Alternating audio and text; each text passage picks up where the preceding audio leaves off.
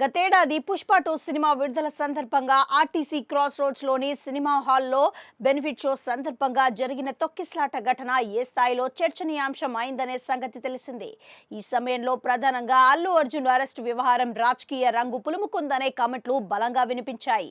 ఈ నేపథ్యంలోనే అల్లు అర్జున్ అభిమానులు తెలంగాణలో కాంగ్రెస్ పార్టీకి వ్యతిరేకులయ్యారని, రేవంత్ రెడ్డి శత్రువర్గంగా మారారనే కామెంట్లు వినిపించిన పరిస్థితి. మరోపక్క mega fans versus Allu fans అనే ప్రచారం సోషల్ మీడియా వేదికగా నడిచిందని అంటారు. ఈ సమయంలో ఆసక్తికరమైన పరిణామం చోటు చేసుకుంది.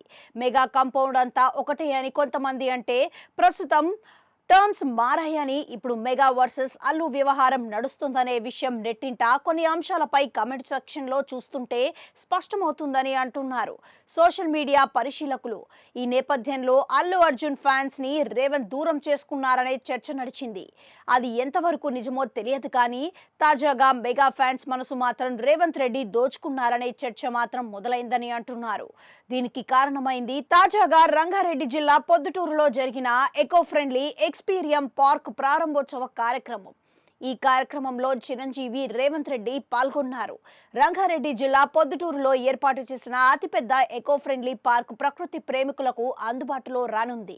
ఈ పార్కును రేవంత్ రెడ్డి ప్రారంభిస్తారని, దీనికి మెగాస్టార్ చిరంజీవి ముఖ్య అతిథిగా పాల్గొంటారని అన్నారు. అయితే ఈ పార్క్ ఓపెనింగ్ సమయంలో రిబ్బన్ కట్టింగ్ రేవంత్ చేయాల్సి ఉండగా దగ్గరుండి మరి ఆయన చిరంజీవితో కట్ చేయించారనే చర్చ ఇప్పుడు హాట్ టాపిక్ గా అవుతుంది. అదే సమయంలో చిరంజీవి తనదైన నమ్రతతో రిబ్బన్ కట్ చేసి రేవంత్ తో ముందుకు కదిలారు.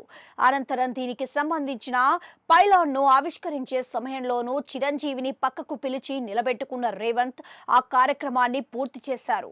దీంతో చిరంజీవికి రేవంత్ ఇచ్చిన గౌరవం, విలువ మెగా ఫ్యాన్స్ మనసు దోచుకున్నట్లుగా ఉన్నాయనే కామెంట్లు అప్పుడే మొదలైపోయాయి.